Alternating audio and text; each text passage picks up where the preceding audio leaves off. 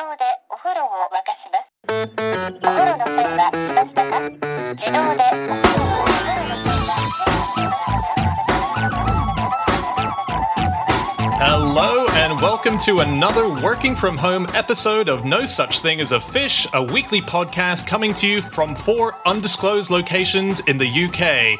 My name is Dan Schreiber. I am sitting here with Anna Chazinski, Andrew Hunter-Murray, and James Harkin. And once again, we have gathered around the microphones with our 4 favorite facts from the last 7 days. And in no particular order, here we go. Starting with you, James. Okay, my fact this week is that if you were to take a corn on the cob and remove each kernel in a row while saying she loves me and then she loves me not, then she will always love you not.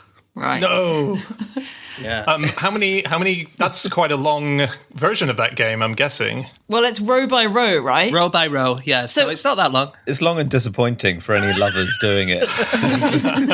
There's no jeopardy, it's just a guaranteed lose. There's an argument that it's not quite as romantic as sitting wistfully in a field, taking petals off a flower, just going to your fridge and grabbing an old corn on the cob. But this is basically, I mean, the fact is that there are an even number of kernels on every row of a corn on the cob.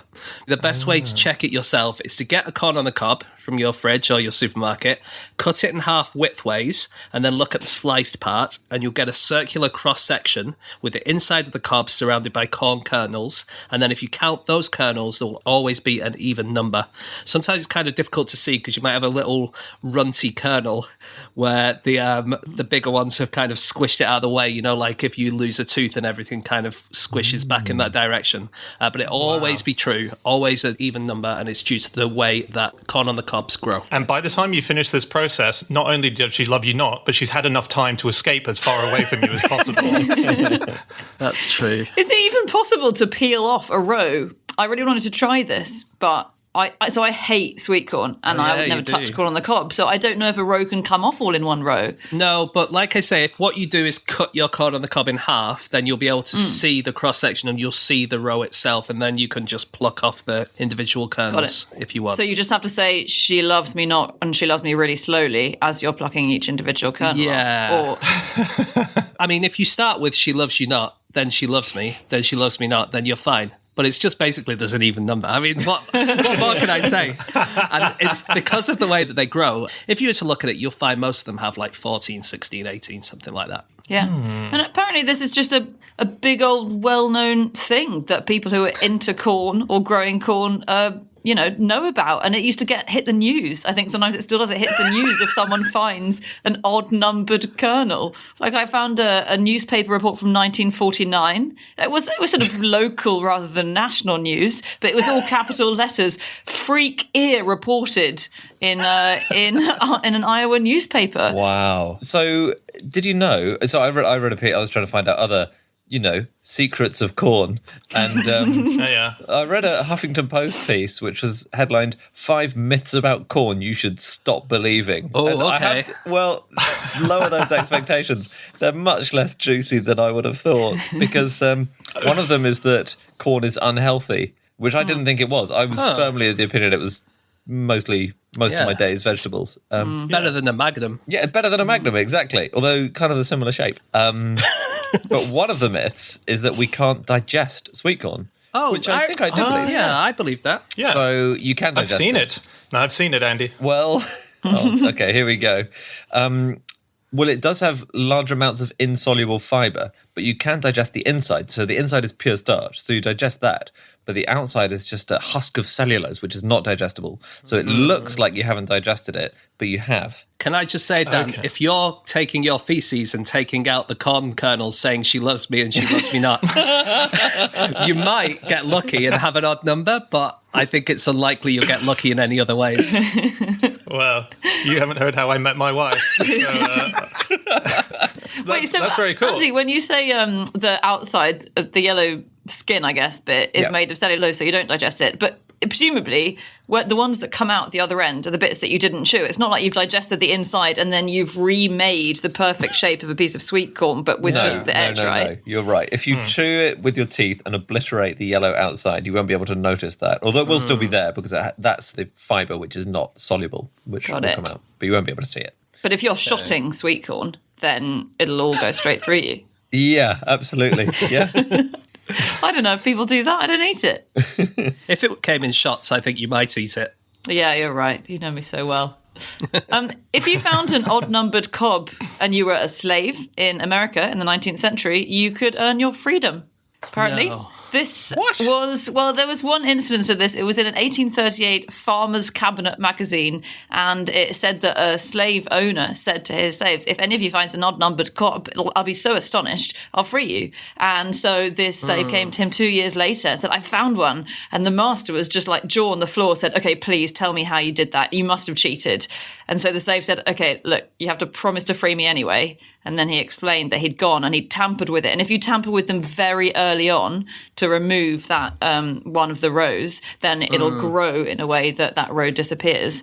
And so the master freed him, but kept the cob and displayed it at dinner parties from then on as an amazing anecdote that there was an odd-numbered cob. This was entertainment in the 1830s. Cool. Yeah. Anecdotes were so terrible then. I mean, Andy, we are doing a podcast entirely based on the fact that you don't get odd-numbered con of the cubs. So. That's true. That's true. Long live the terrible anecdote. I didn't realize how much corn is used in daily item like products that we use every day. So I didn't realize, for example, if you eat corn for dinner before you go to bed, you're cleaning your teeth again with other corn because bits of it that are broken down are put into toothpaste. So Right. yeah, so if corn wasn't in toothpaste, it's obviously not for all toothpaste, but if it wasn't in there, it wouldn't have that sort of sweetish taste. It would taste more like soap. So they use it as a flavoring. So it's from the sorbitol, which is a glucose derivative of the corn. So yeah, we're cleaning our teeth with corn as we go to bed. That's very amazing. interesting.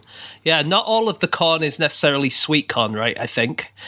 So in America, sweet corn that you would think of as corn on the cob stuff, it accounts for only 1% of all the corn grown in America. Wow. And the rest of it is stuff like field corn and all that kind of stuff is used in industry. Perhaps for this, I'm not sure which one is used for toothpaste, but to feed animals and things like that. It's unbelievable. So there was a great article on the Atlantic website, which was about a woman actually called Christine Robinson, who is severely allergic to corn. She had no idea what she was getting into when she got this allergy. She thought, oh, well, I won't be able to have corn on the cob or, tacos made of corn.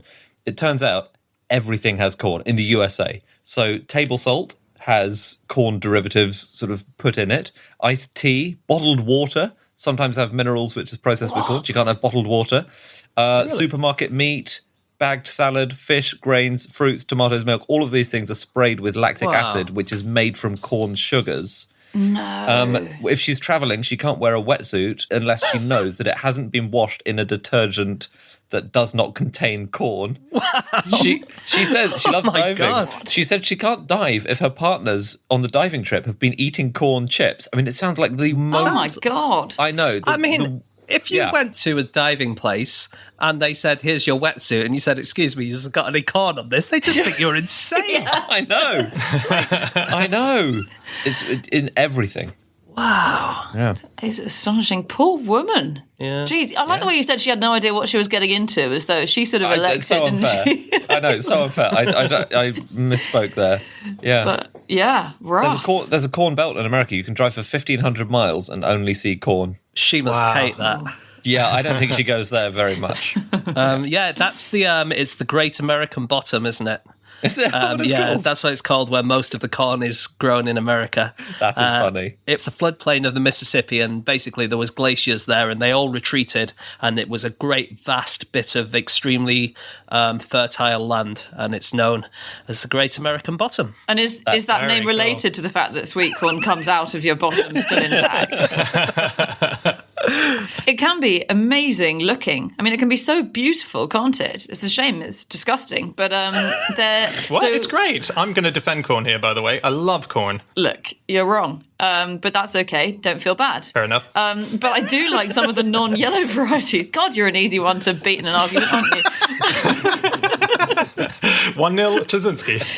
So sweet corn can come in loads of different colours and lots of varieties. It's a bit like we were talking about different types of pear a couple of weeks ago, but it's corn you can get in Bloody Butcher variety, Shaman's Blue, the Country Gentleman, and the best variety is this one called Glass Gem Corn. Look it up.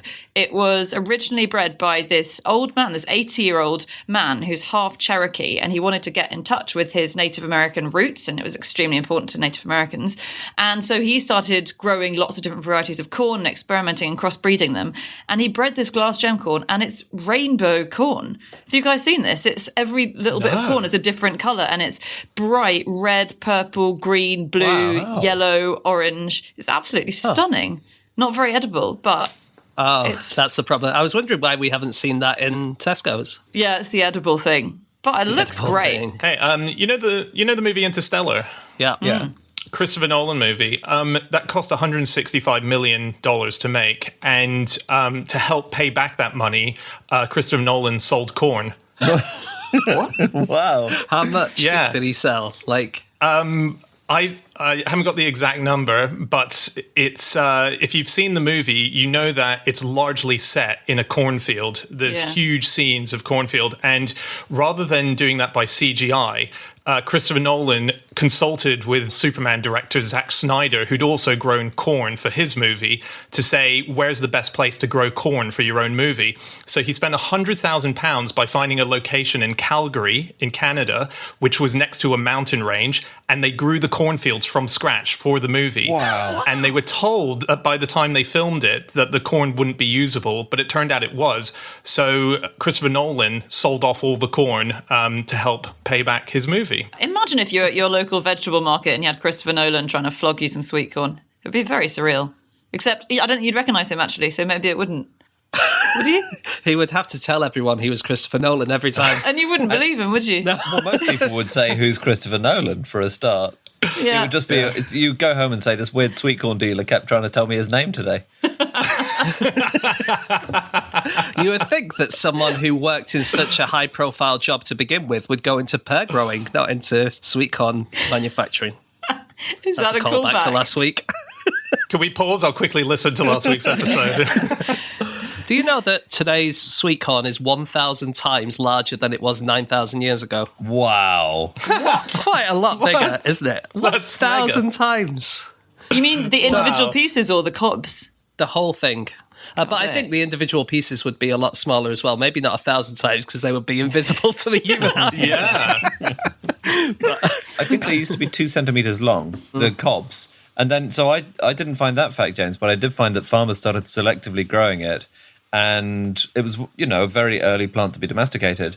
But according to the source I read, within 6,000 years, the farmers had got it from 2 centimetres long, a cob, to 2.5 centimetres long.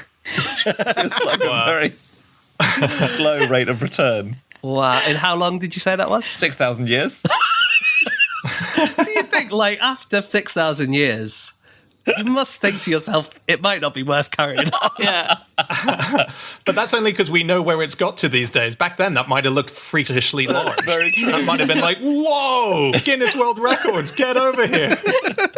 But how did they even... That's so infinitesimal. How do you pass on the wisdom that you have to keep breeding it? Because if you're talking to your granddad and he's saying, look, your cob, look at it, that is 0.5 millimetre bigger than mine. You're very lucky. I can't believe So they true. bothered. You wouldn't notice. So true. You wouldn't, like, No, you just wouldn't look notice. at a corner of the cob and go, well, this is 1/10 of a millimetre bigger than normal, and then plant it, would you? Yeah. I can't account for it. I have no working to show on this fact. Native Americans used to worship Corn Mother, and because corn was so important to them, and she was very interesting. So the myth of Corn Mother was that she would feed hungry tribes with corn, and there are various stories about how she came into being and what people did with her. One of them is that she fed a hungry tribe with corn and saved them all, but suddenly one of them realized how she was doing it. And the way she did it was she rubbed her body really, really hard until her skin crumbled off and became sweet corn. And they were so grossed out by that they sent her away. Or I think in some versions they killed her. But she was so nice that they said, we're going to kill you because that's really rank what you're doing. And she said, okay, but here are special instructions for how to leave my corpse to make sure it keeps growing corn for you guys. Wow. Self-sacrificing women. And in another one, she gave them all corn, but then one of the members of the tribe had sex with an ear of corn that looked a lot like a vulva, and she was so offended that she ran away. She loves me not. Corn on the knob, more like. Actually, it was that joke that offended her, and then she ran away.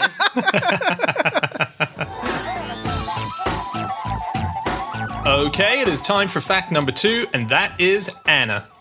My fact this week is that Mayan gods include flying scab, gathered blood, and pus demon. They've actually got a lot of gods, and about 800, I think. But these are some of the best. These are their underworld gods. So I should be clear, these aren't sort of good guys. These are the guys in the underworld who represent things like disease and death. They're the bad guys. They don't sound like good guys. They don't. It's quite obvious from the names, isn't it? I think so, yeah.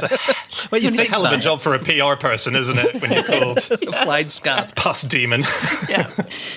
These are mostly Mayan gods that were worshipped when the Mayan Empire was at its height, and I think it sort of started to collapse and disintegrate around the 10th, 11th century, but there are still Mayans alive today. There are about 6 million or 7 million Mayans in Central America, and they believe in these gods. And I really like the story of these particular ones because they're involved in the creation story of Mayan mythology, whereby there were these twins, these hero twins, and who had their own weird creation story, actually, where they were born because a decapitated head spat on their mother and impregnated her. Wow. Anyway, they ended up... There were so many different ways of getting pregnant in the old days, weren't there? It was like sex education classes must have been really done. If a swan comes near you, watch out. It might be Zeus. I like going to get IVF and hearing all the options. Coming through the magazine. What would you go for? I don't think you'd pick the decapitated head spit. I think that's one of the cheaper ones. Anyway, so these hero twins went to the underworld and they took on the gods and tried to defeat the gods of death and disease. And they were also things like jaundice demon and bloody teeth. And this is all written down in the holy book, which is called Popol Vuh, and has been passed down. But yeah, they beat these gods. They partly beat these gods by playing lots of ball games with them, which is why then in Mesoamerica, ball games were such a big, important part of their lives.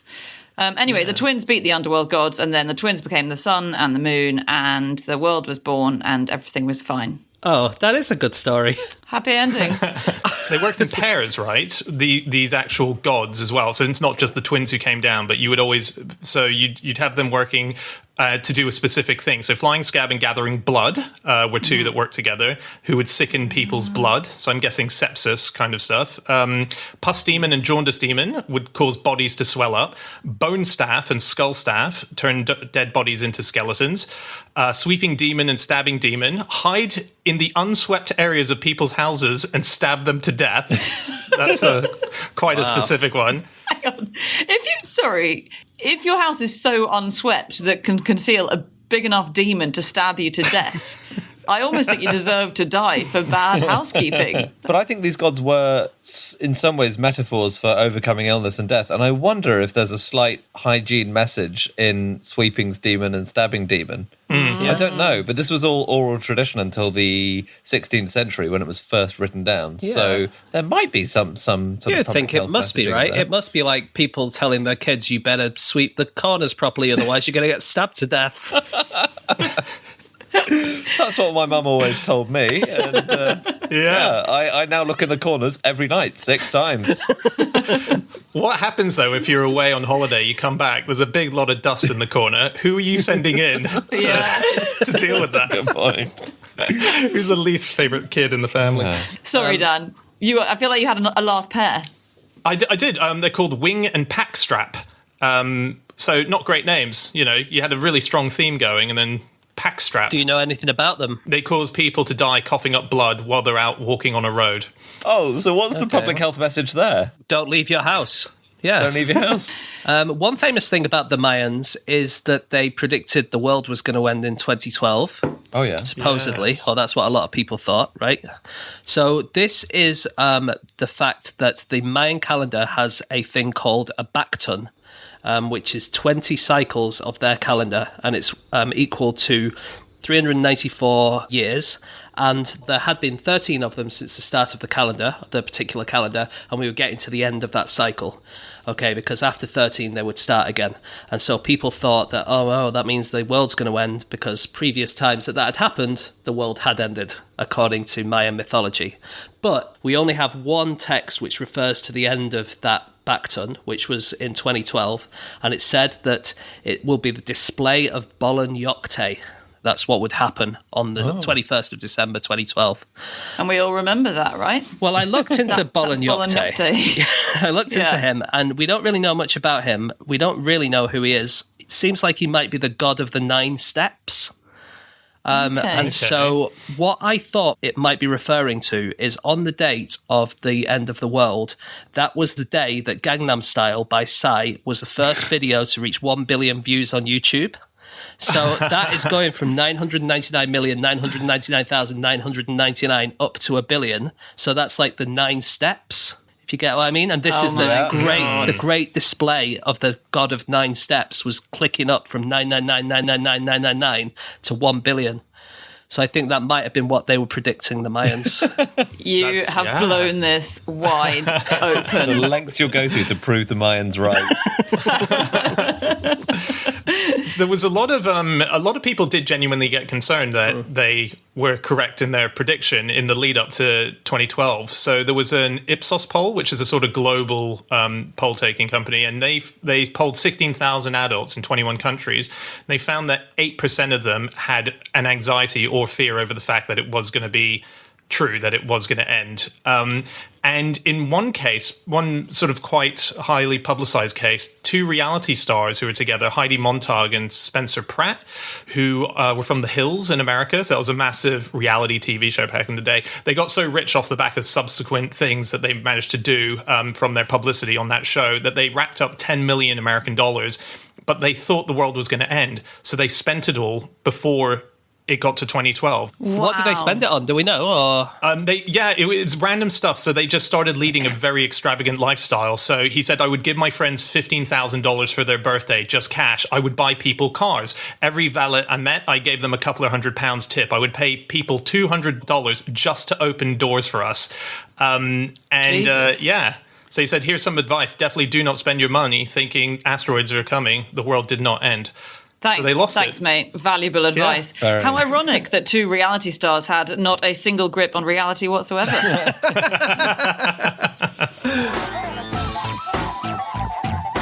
Okay, it is time for fact number 3, and that is Andy.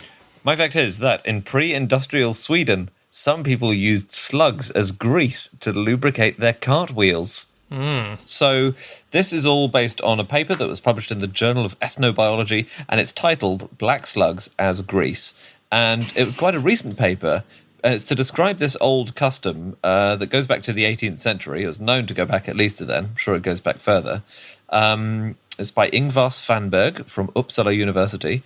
And people would sometimes use other methods. They would use tar. They would mix in lard from swine or fat from boiled animals' feet. So none of these methods of lubricating your cart axles are especially nice sounding. But sometimes you would not have those things available, and you would need to cast around and pick up a slug.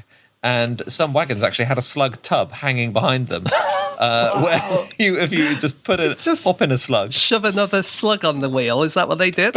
Yeah, basically. And this poor slug, you just have to mash it up basically, because they're so slimy that they produce excellent lubrication between the wheels and the axle. Wow. Right. Yeah. Oh, so they did mash them up, because I thought they could do it where they just put a slug on a wheel and they leave it to crawl around the whole wheel. Absolutely not. Oh, that's a really good sustainable way of doing it, isn't it? Yeah. Pop it back in the tub, slug tub. Yeah, you're right. Yeah. No, I wish that would be the children's book version of this story, Anna. this paper was a way of trying to use kind of popular ethnology, because they put out an appeal on radio to say, have you ever heard of this? Have you done it? And it turns out it was done into the 1940s, and people listened to this radio show in Sweden, and they phoned in. Yeah, and all over Northern Europe as well, including really? including Colchester in Essex. No. Yeah. There was someone who wrote in from Colchester and said that in the 1970s, children who lived near a railway line would go to the railway line and gather slugs and sell them to the workforce on the trains, so they had something to lubricate wagon wheels. No, that Trains. I know, it doesn't Surely sound right. It's in this paper. It's in this paper. that's the workforce being kind to the kids. That's the workforce going, oh yeah, that's so helpful. Thanks so much. And then using their industrial lubricant. Apparently, Apparently, there was a rumor in Denmark that German glassblowers would use black slugs to smear on their frying pans when they made pancakes instead of using oil. So yeah, And this was is that a sick burn on the German glassblowers? It's hard Is that to tell, saying isn't they're it? Cheap or yeah. They said that they used badger lard or bacon rind, or they used slugs if they couldn't get any of those. badger lard. I mean, badger lard does sound harder to get hold of than a slug. It does. It does sound like it could appear in a high quality restaurant now. I can really imagine it being a Michelin London restaurant with Yes. pancakes with badger lard and slug slime. There were some places. Oh, it's Nordic countries as well. Actually, children would sing rhymes to slugs. Does that help them produce more slime? I don't think so. I can't remember what. Oh, I can't remember. Can we the rhyme hear now. one It's of in the this rhymes, paper. Sandy, now? No, I've forgotten it, and I'm definitely not going to look it up so that I can. You forgot it, embarrass well, you myself. committed it to memory. At some point. Shall I tell you? Shall I do it? Oh yeah, do it. I'm certain my pronunciation will be terrible, but this is just reading it as it looks. So, Sneagle, Snore, Rak ut Dinala Nga Horn, Saka Dufaen Skapa Korn, Hem till Dina Unga I Boet. And that means snail, snot, reach out your long horns, and you will receive a bushel of barley to take home to your kids in the nest. Oh, that's That's nice. lovely. Yeah, isn't it? So then they'd give the snails a bushel of barley.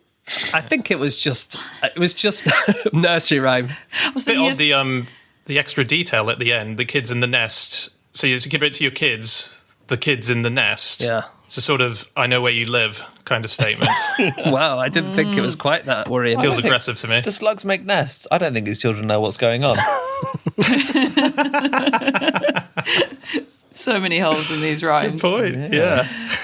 Slugs are very right-hand side centric. So all the shit that's really important to them, in fact, is on the right-hand side. They've got their breathing hole, which is the pneumostome, which is, if you look at a slug, you can see it. It's so cool. It's just like a big gaping, what looks like a wound in their head, which is what they breathe through. But they also have their genitals, I think. Their anus and their genitals are towards the front of their body because they evolved from snails, and snails have to have all of that stuff at the front because if it's stuck in their shell, you're just pooing in your own shell.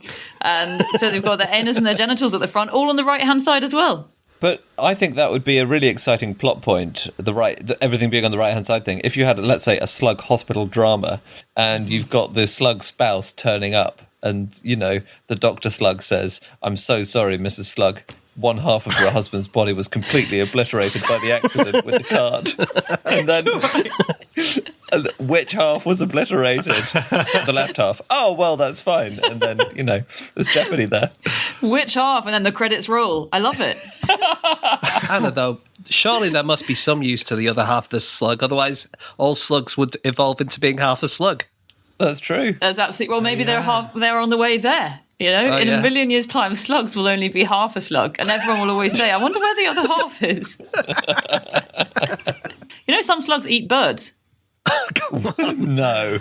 Nature's reversed itself. They're eating bugs. It's actually a bit of a problem. I think researchers in Poland were the first ones to discover this, and they looked in birds' nests where there are little chicks being, you know, nestlings, and they saw a slug there. They were like, "No worries, just a slug. The mum will probably eat it." Came back a few days later, and the birds had been eaten. And it turns out the slugs will gnaw away at little chicks in nests, and the mothers don't even stop them from doing it because, well, we think they haven't really evolved this defense mechanism mechanism yet because it doesn't happen often enough that they've evolved. So they just watch these slugs gnaw away using their radula, which is their tongue, which is covered in little teeth, and they eat the little birds alive. Wow. I have to say, the fact that it doesn't happen very often is not an excuse for the bird mum. I would say if that happened once, that requires intervention.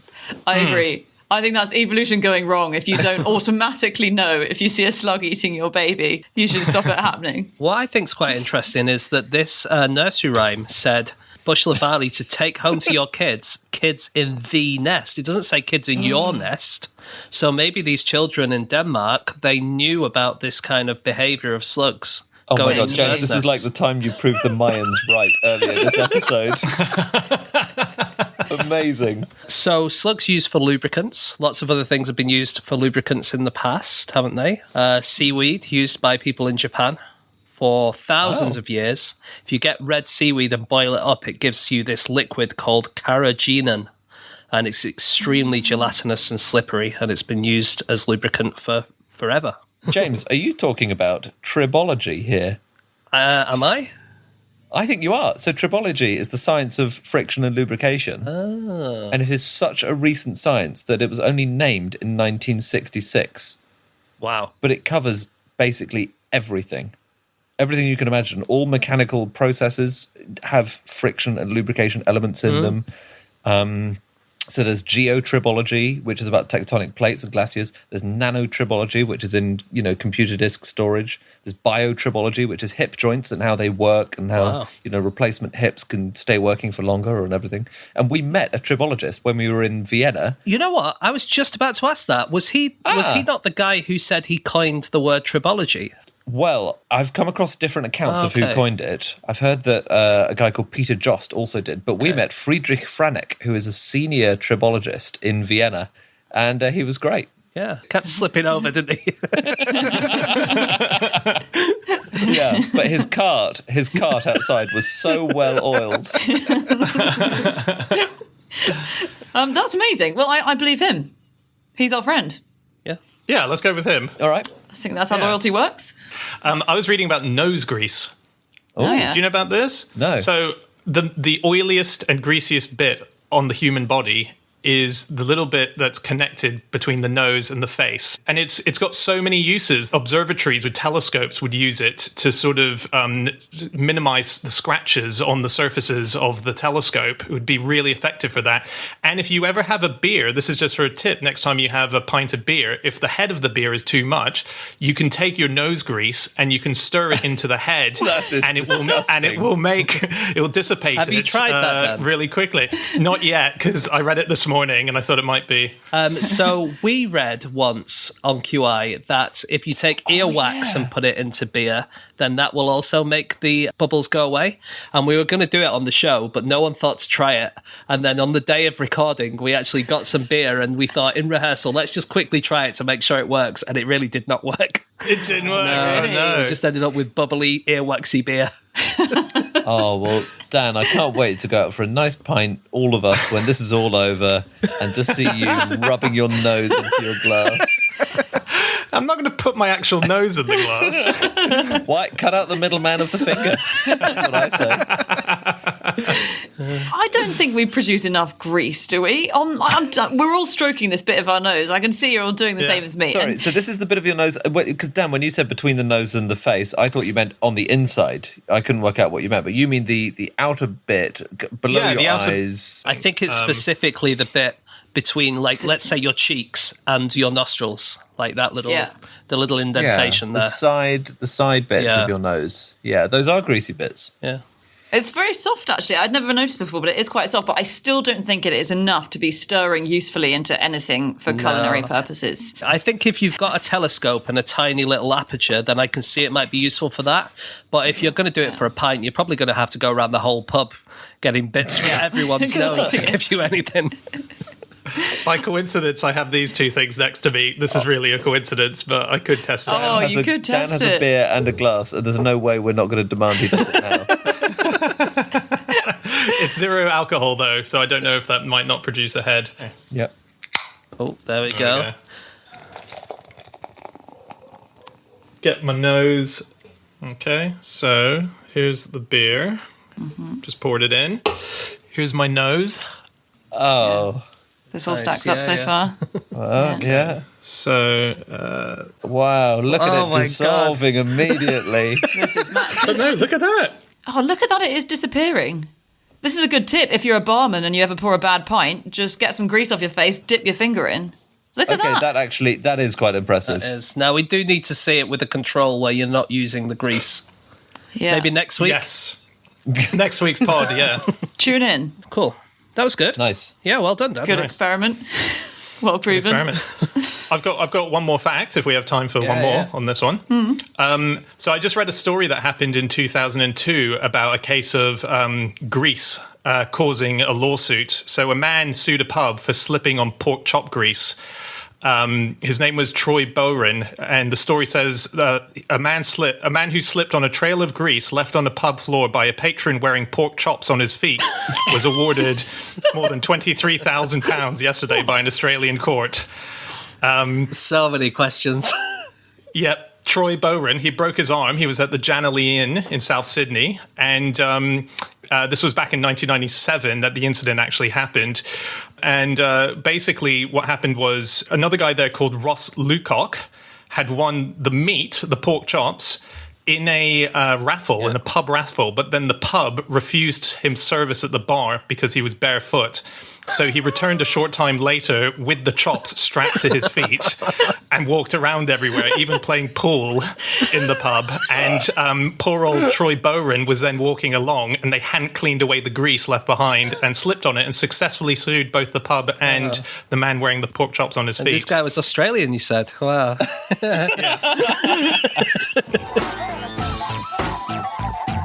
Okay, it's time for our final fact of the show, and that is my fact. My fact is, in 2019, 69 pilgrims made a journey from the Cerne Abbas Giant, which is that nude chalk man that's carved into the hillside in England, to Cerne in Geneva.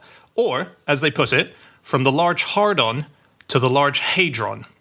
So this was a pilgrimage that happened April last year. 69 pilgrims got on a double-decker bus after starting a sort of pagan druid-style ritual at the Cerne Abbas Giant. They went through Italy and stayed in a place called Damanhur, which is a community that's up there. And then they went through to Switzerland, where they ended up at the CERN Large Hadron Collider, and they performed another bizarre pagan ritual there. They wanted to immanentize the eschaton, which is the idea is that they wanted to bring the beauty of the afterworld into the current world. So heaven basically brought into the world. That was all very interesting, Dan, but the main bit I got from that is that they went from England to Geneva and went through Italy. It's not on the way. This sounds like more of a jolly than a pilgrimage, if I'm being skeptical. I think you're right. Most pilgrimages aren't on a double-decker bus either. But yeah, so this was done by someone called Daisy Campbell, and it was told to me by a friend of Fish, Dr. David Bramwell, who is an author, and he was actually part of the group of 69 pilgrims, except that he didn't go with them, but he was one of the 69. What? He was at the CERN Giant. Wow, so we know that not all of them were there? Yeah, I'm guessing so. 69 feels like it's a crucial number, though. Or was that just happy coincidence?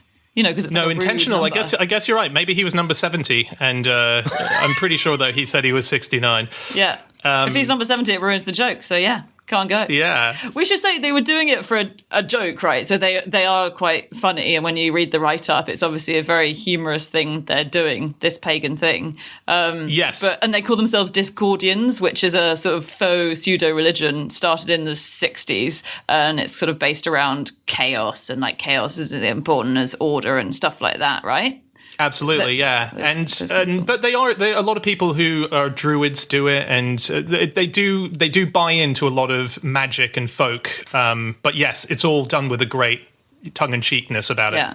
Can we just quickly mention this place that they visited in Italy because it's incredible? I'd never heard of this, Damanhur, but Yeah, it's extraordinary. Bramwell's been there before, hasn't he? Yes, he has. Yeah, many times. I want to go. it's an extraordinary place. It's a community that was set up by this one guy who claimed that he was the pre-incarnation of an alien from the future. So the idea is that there was a panel of aliens talking in the future about the destruction of planet Earth, and they pinpointed it to the fact that Earth lost its way in life and became a very negative place and destroyed itself. So he thought, I'm going to stop that. Yeah, James? It's just Andy's looking quite skeptical about this story. Yeah, a little bit. Well, wait till you hear where it goes, Andy. You haven't heard the full thing yet. Yeah. Big reveal. So he pre-incarnated by thousands of years and landed himself in the Italian hills, and he set up this community. And they decided, under the cover of darkness, to build a temple to time travel that would help save humanity using just their hands largely to begin with, and then eventually drills. And to look at pictures of it, highly recommend it. Look at Damanhur. Yeah. It's one of the most beautiful things you'll ever see. It's stunning. So this is, aside from that, it's obviously just a bunch of crazy people, but these temples are unbelievable, and they kept it secret for 15 years, didn't they? So this little community in Italy digging 100 feet underground under a mountain, and it was only in 1992 when someone reported them to the police, and the police went. And to be fair to the police said, "Oh, you've made some really, really nice, huge temples inside a mountain. Good on you. Let's open it up to the public." I'm just thinking that when they were digging into this mountain in northern Italy, did they not come across the 100,000 apples that are in there? Just as one more callback to last week. Yeah. So they pit stopped there. They saw the temples, and then they went on to CERN and to I don't understand anything that's been said in the last 5 minutes. Well, let's talk about the chalk Abyss Giant then.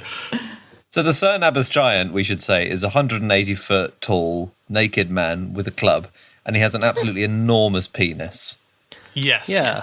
Is that fair to say? Didn't always used to be as big. No, I know this is the crazy thing. This is the sort of Area 51 of Britain, is this chalk giant's penis, which used to be tiny. No, it used to be normal-sized. It used to be normal 12-foot-long penis. It was 16 feet long, which is a normal size for a giant that size. So basically, he was 200 feet tall, and he had a 200-inch penis. So it's the same as a 6-foot-tall man having a 6-inch penis. So it's it's a completely normal size. But then in 1908, chalk cutters merged his penis with his belly button and made it 7 feet longer, which now makes it look completely out of proportion. Now, if that wasn't a chalk cutter trying to compensate for something, I don't know why the phrase compensating for something was ever invented. But do you know who found out about this this disturbance? Because it's been described to a few different people. Some people say it was done in the 50s by contractors and other, blah, blah, blah. Or locals did it. But Rodney Castleton is a kind of freelance archaeologist, and he developed a system of working out where the soil had been disturbed. And he said, I've made a trial run down the phallus and obtained electrical measurements indicating a join. So he worked out that the penis had definitely been extended to the former belly button. And then the National Trust, who owned the site, they had to decide whether to give the CERN Abyss Giant a penis penisectomy, penis trim. Reduction. Penis, thank you. A penis reduction. And they decided not to do it. I guess because it's been 100 years since it was extended, and that's now what it's like. But and also because of the adverse PR that it would have created, I think, for them. Yeah. It's like squatters' rights at that point. Yeah. They do top it up every 25 years or so, give it a sort of makeover. And it's 17,000 tons of chalk that's used. I think it's 17,000. 17. What am I talking about? Yeah, sorry. It's 17 tons of chalk that is used. 17,000, very sorry. What a penis that would be. The White Cliffs of Dover are no more. But the CERN Abyss Giant survives. But yeah, every 25 years, except for when there's problems. So they had to give him a nose job at one point because erosion had been too unkind on him. So they maybe he was just trying to defoam a beer. Did you read, Dan? Did you read the report of the last job they did? Because it's volunteers who do it. So there are dozens of people who go and they trim the grass verges because obviously it's cut into a chalk hillside. And they interviewed the National Trust man because some chalk figures have now been redone in concrete, which is obviously easier, but actually, obviously, it's not very historical and it's a bit lazy. And the National Trust man called Martin Papworth said, "I think there would be an outcry if we tried to cut corners," says Papworth, who, ironically, is here to help cut the corners. Isn't that good? That's really good. Yeah. That's high quality journalism. So we don't fully know when this was made, right? I always assumed this was quite ancient, but there's a lot of suggestion that it's dates from the 17th century because that's the first mention that we get of it. And a lot of theories about why it came about. One is that it was a sort of satirical piece on Oliver Cromwell, and they believe that there were missing bits from it. There used to be a dismembered head at the bottom and a cloak in the other arm that's not holding the club, but no one truly knows.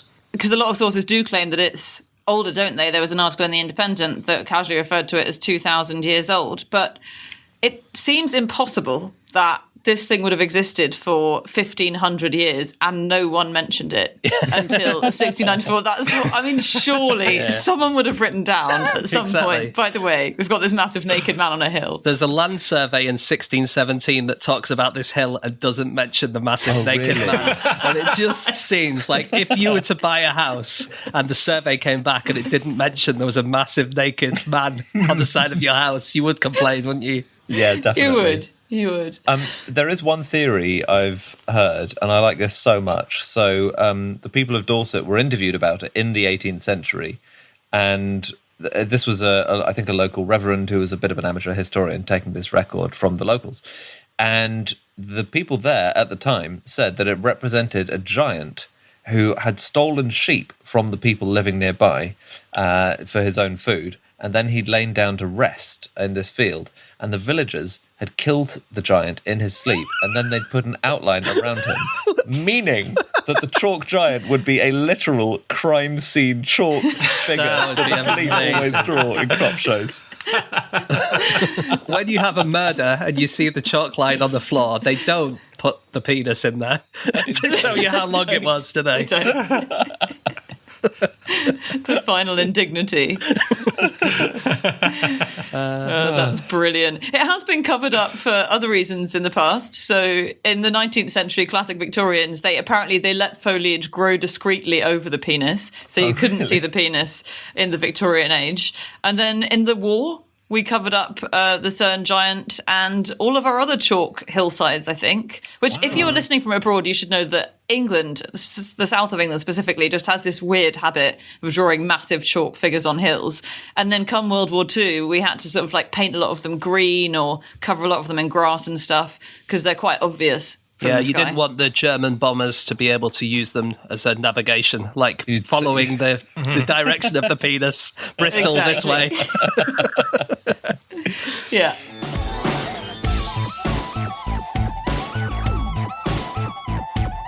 Okay, that's it. That is all of our facts. Thank you so much for listening. If you would like to get in contact with any of us about the things that we have said over the course of this show, you can find us on our Twitter accounts. I'm on @Schreiberland, James. @James Harkin. Andy. @AndrewHunterM. And Anna. You can email podcast@qi.com. Yep, but you can go to our group account, which is @NoSuchThing, or you can go to our website, nosuchthingasafish.com. Check out all the stuff up there. We've got all of our previous episodes and links to certain items of merchandise that we've re-released.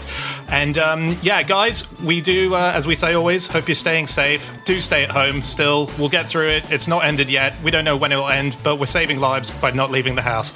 So hope your family and you and your friends are well, and we'll see you again next week for another episode. Goodbye.